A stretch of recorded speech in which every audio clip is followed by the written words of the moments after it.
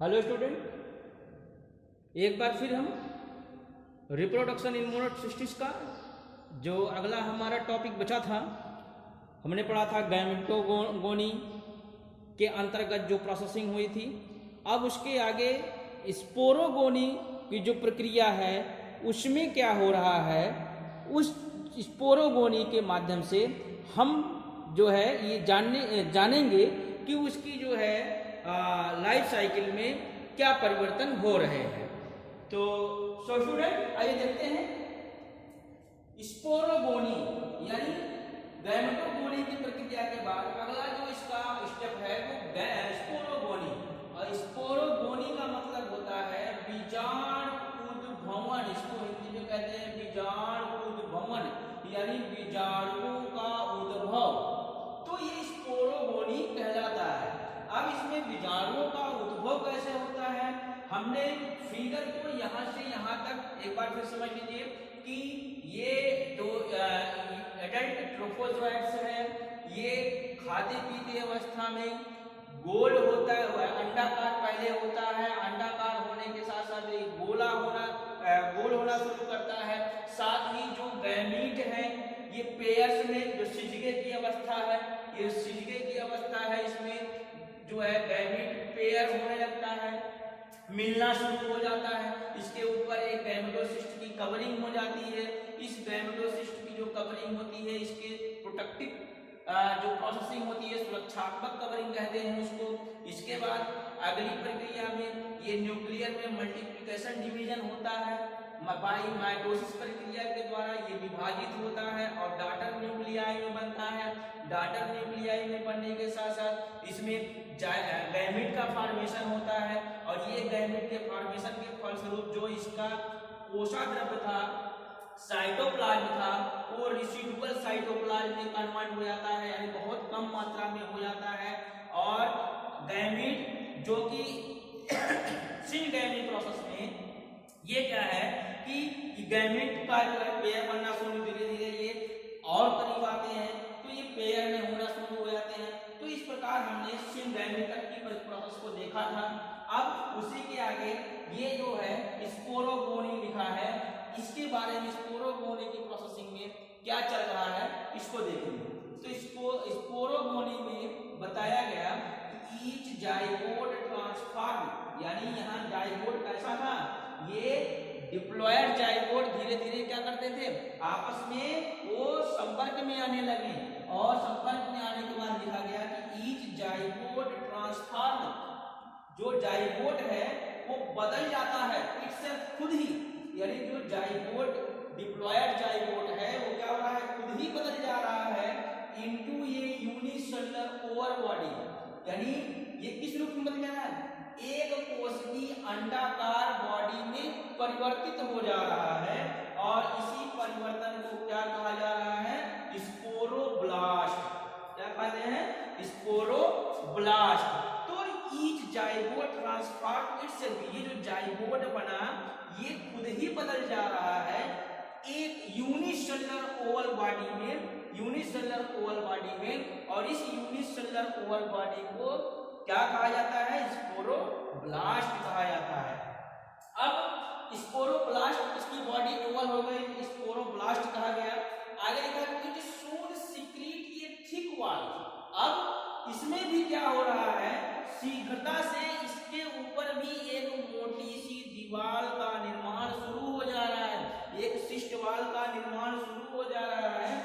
और sporocyst around itself, यानी इस स्पोरोसिस्ट के ऊपर एक जो थिक वाल है, मोटी सी दीवार यानी एक परत चढ़ी जा रही है।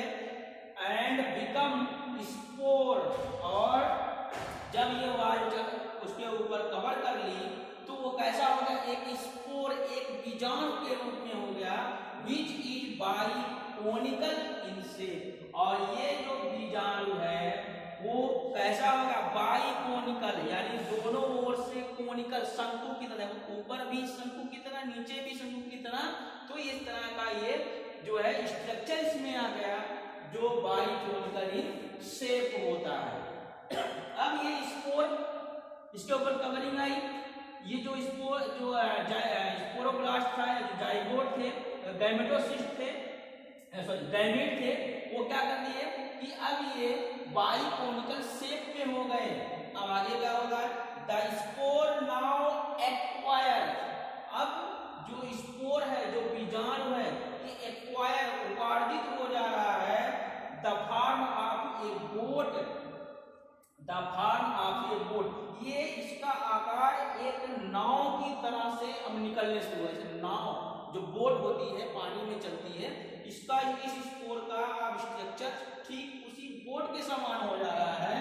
दिस स्टेज इज कॉल्ड, और इसी बोट शेप्ड स्ट्रक्चर को, यानी स्पोर के बोट नाव के समान संरचना को क्या कहा गया, स्यूडोनेविसिला। क्या कहा गया, स्यूडोनेविसिला। तब जब स्पोर बोट के समान हो गया।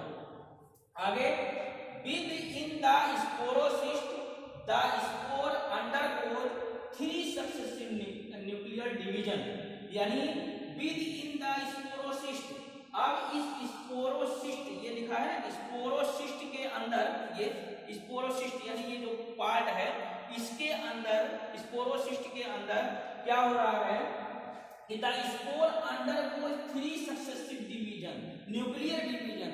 अब इस कवरिंग के स्पोरोसिस्ट के अंदर जो न्यूक्लियस है उसका 3 बार गुणन हो रहा है, यानी 3 बार विभाजित हो रहा है। 3 सक्सेसिव यानी 3 क्रमबद्ध रूप से उसमें विभाजन हो रहा है, और उस विभाजन के फलस्वरूप क्या हो रहा है कि प्रोड्यूस 8 डॉटर न्यूक्लियाई। अब कितने डॉटर न्यूक्लियाई, पहले 2 डॉटर न्यूक्लियाई। जब स्पोरोसिस्ट के अंदर न्यूक्लियर डिवीजन हुआ तो अब पहले 1 से 2 थे, 2 से 4 हुए, और 4 से कितने हो गए, 8 न्यूक्लियाई हो गए। और 8 न्यूक्लियाई कब हुए कि जब ये बोट शेप्ड इसका आकार हो गया, और जब इसमें न्यूक्लियर डिवीजन हुआ तो कितने न्यूक्लियाई बने, 8 डॉटर न्यूक्लियाई फॉर्म्ड हुए, 8 डॉटर न्यूक्लियाई फॉर्म हो गए। आगे, each daughter nuclei is surrounded by cytoplasmic mass, और प्रत्येक जो डॉटर न्यूक्लियाई बना, 8 डॉटर न्यूक्लियाई बने, तो वो क्या हो गए कि वो सराउंडेड बाय साइटोप्लाज्मिक मास, और resulting in the formation of 8 minute elongated sickle shaped haploid sporozoites. और अब ये जो 8 न्यूक्लियाई बने, उनका प्रोडक्शन हुआ, इसमें क्या हुआ कि ये इसके परिणाम के स्वरूप क्या हुआ कि 8 माइन्यूट इलांगेटेड सिकल शेप्ड यानी हसियाकार संरचना दिखाई देने लगी, और इस हसियाकार सिकल सेल जो शेप्ड है, आकार है, इसको क्या कहा गया, स्पोरोजोइड, जिसका फिगर हमने पिछली वीडियो में आपको बताया था, उसको बनाया था, आपको समझाए भी थे। तो वही स्पोरोजोइड्स जब इस कंडीशन में पहुंचता है तो किस रूप में होता है, सिकल से हसियाकार में हो जाता है। तो इस प्रकार स्पोरोसिस्ट में एक स्पोरोजोइड्स का फॉर्मेशन होता है।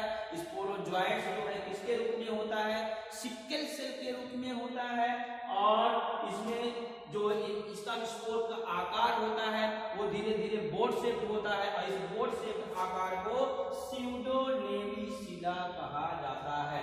तो स्टूडेंट, अब हमारे पास ये 3 जो फिगर आप देख रहे हैं, इसमें क्या जो है प्रोसेसिंग हो रही है। तो अब जो ये स्यूडोनेविसिला बना, साथ ही स्पोरोजोइड्स का निर्माण हुआ। अब ये स्पोरोजोइड्स कैसे जो है वो स्पर्म मार्बुला तक पहुंचता है, आइए देखते हैं।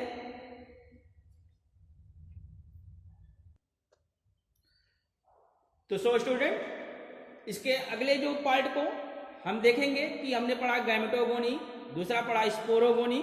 स्पोरोगोनी की जो प्रोसेसिंग थी उसमें जो है स्पोरोब्लास्ट का निर्माण होना शुरू हुआ। वो स्पोरोब्लास्ट एक जो है कवरिंग होने लगी उस पर, जो गैमेटोसिस्ट के रूप में। अब जो स्पोर बने, उस स्पोर का आकार बोट के समान दिखाई पड़ने लगा, जिसको स्यूडोनेविसिला कहा जा रहा था। अब उस स्यूडो नेविसिला का जो मल्टीप्लेक्शन हुआ वो जो है एक स्पोरोजोइट्स के रूप में हमें दिखाई पड़ा। वो स्पोरोजोइट्स हमारा कैसा था, सिकल शेप्ड यानी हंसियाकार के समय। अब इस स्पोरोजोइट्स का ट्रांसफेरेंस ऑफ स्पोरोजोइट्स यानी इसका एक माध्यम से एक होस्ट से दूसरे होस्ट में या एक वार्म से दूसरे वार्म तक ये कैसे पहुंचता है उसको इन्फेक्ट करने के लिए, ये चीज हम देखेंगे ट्रांसफेरेंस ऑफ स्पोरोजोइट्स। तो ट्रांसफेरेंस ऑफ स्पोरोजोइट्स, स्पोरोजोइट्स का ट्रांसफेरेंस यानी एक वार्म से दूसरे वार्म तक ये कैसे पहुंच रहा है वही इसमें जानेंगे। अब इसमें देखेंगे the spore of Monocystis transmitted from one worm to another may takes place in following ways।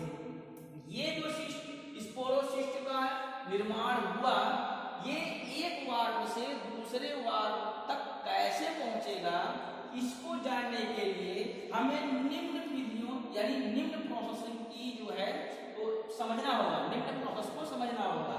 तो इसका एक वार्म से दूसरे वार्म तक ट्रांसफर कैसे हो रहा है, इसमें पहला जो बताया गया ड्यूरिंग पॉपुलेशन, मैथुन क्रिया के बीच, यानी जब दो जो है वार्म एक दूसरे के संपर्क में आते हैं और उसमें पॉपुलेशन की जो प्रोसेसिंग होती है उसके थ्रू भी एक वार्म जो इन्फेक्ट है दूसरे वार्म को इन्फेक्ट कर सकता है। यानी एक वार्म का जो कीड़ा है उसमें जो स्पोरोजोइट्स है वो इन्वॉल्व पहले से है, जैसे ही उनके बीच जो पॉपुलेशन की प्रोसेस होती है वो शुरू होगी एक से दूसरे में वो स्पोरोजोइट्स ट्रांसफर हो जाएगा।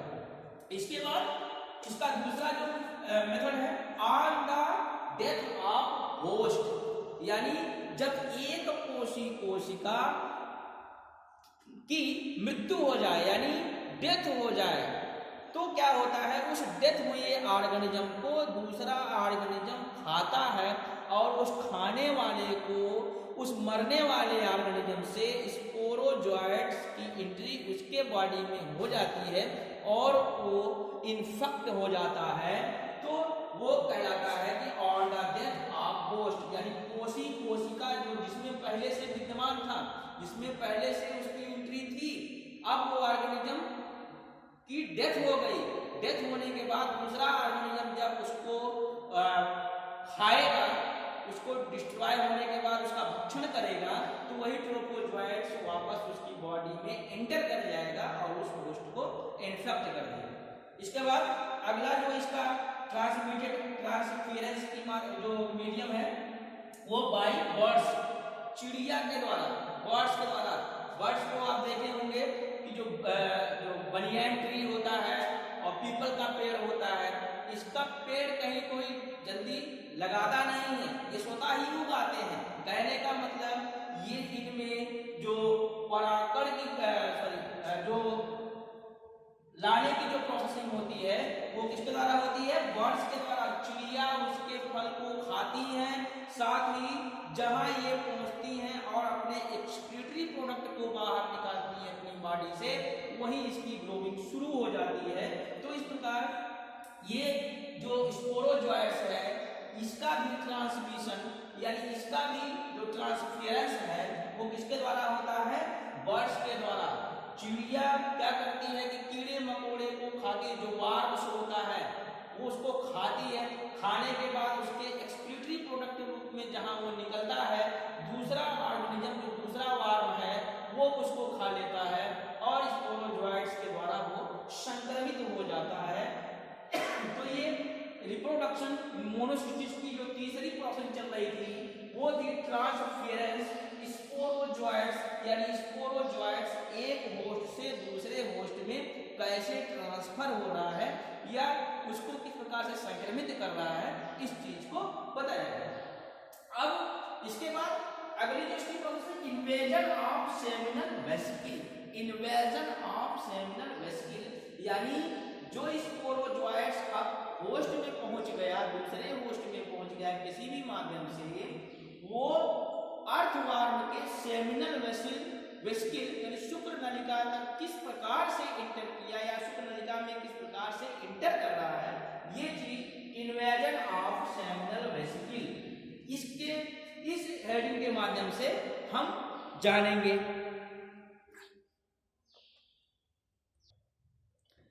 तो स्टूडेंट इसकी जो अगली जो प्रोसेसिंग है जिसमें है इन्वेजन ऑफ सेमिनल वेसिकल यानी जो स्पोरोजोइट्स का जनन हुआ वो अब अर्थवार्मेक के या जो होस्ट है उसके सेमिनल वेसिकल तक वो कैसे इंटर किया या कैसे पहुंचा, इस चीज को हम देखेंगे।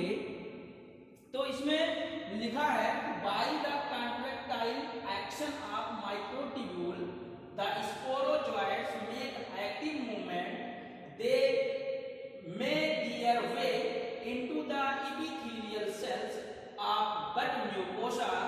Here they grow in size and then escape into seminal vesicle.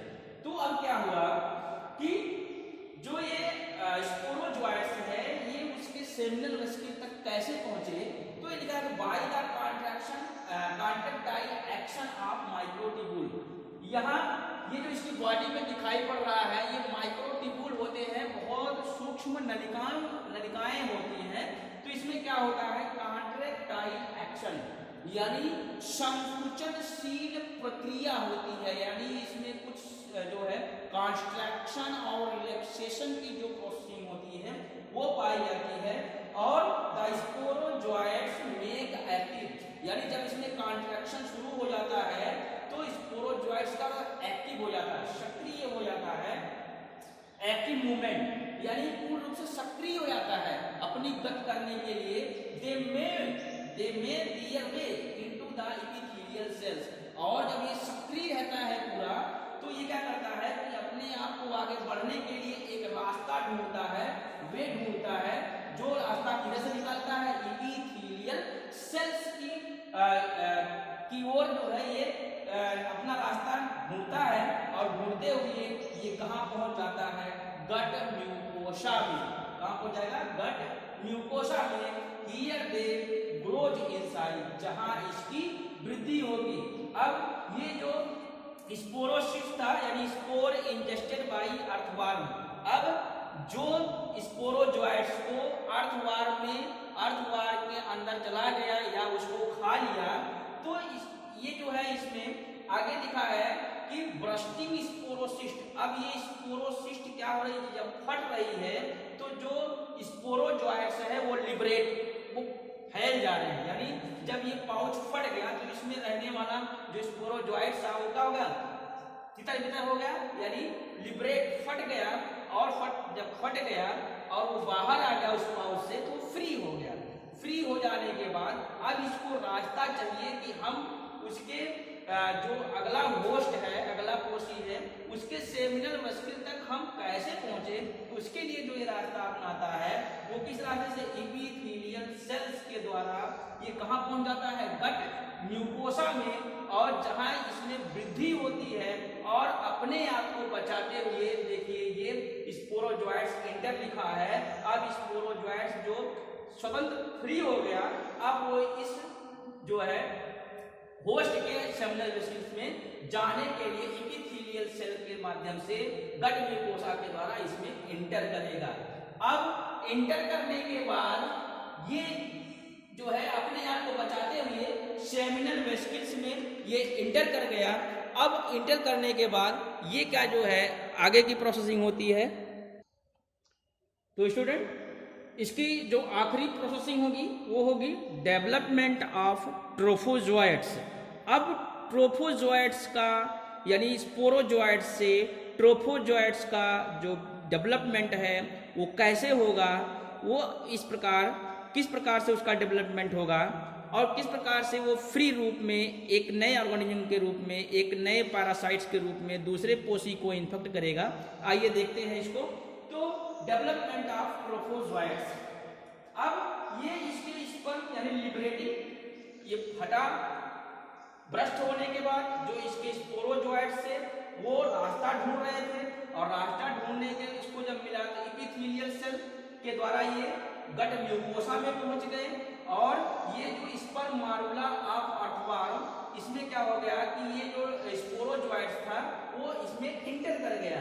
अब इंटर करने के बाद इसमें जो डेवलपमेंट होगा, इसमें ग्रोथ हो रही है, तो विकास जो हो रहा है वो कैसे हो रहा है कि इन द स्पर्म मारुला, यानी जब ये स्पर्म मारुला में कौन स्पोरोजोइट्स इंटर कर गया तो the sporozoites feed and growth, तो इसको पोषण मिलता रहा और इसमें वृद्धि होती रही इनटू ये यंग ट्रोफोजोइट्स, यानी इसको पोषण मिल रहा था, इसमें वृद्धि हो रही थी और ये क्या बन गया यंग ट्रोफोजोइट्स बन गया। यानी यंग ट्रोफोजोइट्स लिखा है कि डेवलपिंग ट्रोफोजोइट्स यानी विकसित ट्रोफोजोइट बन गया और it exhibit hair like sperm, और इस पर क्या दिखाई पड़ रहे थे कि हेयर लाइक बाल के समान इसकी बॉडी पे संरचना दिखाई पड़ रही थी। किस पर ट्रोफोजोइट्स के ऊपर हेयर लाइक संरचना वो दिखाई पड़ रही थी और स्पर्म टेल अराउंड, यानी और साथ ही साथ स्पर्म टेल यानी स्पर्म टेल जो है इच्छाकार भी जो है संरचना इसमें दिखाई पड़ रही थी। Its body with degenerated of sperm tail, और धीरे धीरे जो स्पर्म टेल है, ये जो हेयर लाइक संरचना है ये खत्म होती गई और जो ट्रोफोजोइट था वो क्या हो गया, जो एडल्ट ट्रोफोजोइट था वो बिकम फ्री, अब वो मुक्त हो गया। मुक्त होने के बाद अब इसका जो है ये अपनी मुक्तावस्था में, अपनी जो एडल्ट अवस्था में आ गया। तो इस प्रकार से इसकी लाइफ साइकिल, पहले ये इंट्रासेलुलर होता है, यानी ट्रोफोजोइट जो है first intracellular and later extracellular, यानी ये जो ट्रोफोजोइट्स है ये पहले इंट्रासेलुलर होता है, बाद में ये एक्स्ट्रासेलुलर हो जाता है। तो सो स्टूडेंट ये था रिप्रोडक्शन इन मोनोसिस्टिस, यानी प्रोटोजोन का जो दूसरा ऑर्गेनिज्म था मोनोसिस्टिस। आज इस वीडियो के माध्यम से उसका द एंड हो गया। अगले जो वीडियो में हम आपके लिए प्रोटोजोन का जो नेक्स्ट ऑर्गेनिज्म है उसको लेकर आपके सामने आएंगे। तब तक के लिए धन्यवाद।